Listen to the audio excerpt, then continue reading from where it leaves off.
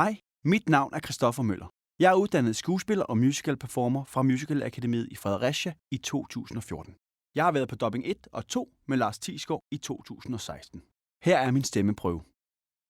Undskyld, hr. lærer. Kunne vi ikke få lov at spille Ludo hele dagen? Jeg synes, grammatik er så kedeligt. Jeg stod her forleden om mit kut og spejte ud over hav. Så så del med en spækhugger.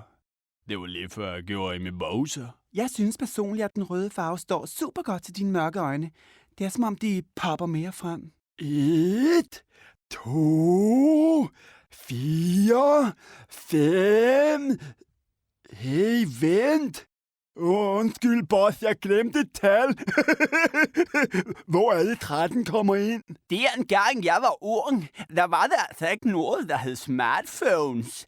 Nej, vi måtte kommunikere på en helt anden måde. Ja, man, sker der? Så tænker man ligesom bare, what? Det sagde han bare ikke. Men så skal der lige lov for, at hun blev edderspændt, mand. Jeg har jo sagt, jeg hader løg i min kødsovs.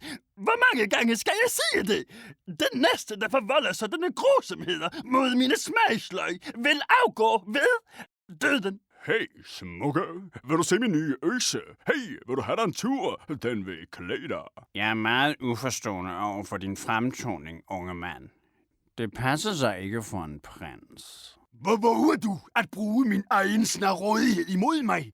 Jeg skal nok få dig, din lille bandit. Jeg gider ikke spille bridge i aften. Jeg vil meget hellere danse. Jeg ved det, jeg hader at danse. Men nu har jeg sagt det, og en adelsmand løber aldrig fra sit ord. Når du kigger mod den mørke side, forsigtig du skal være.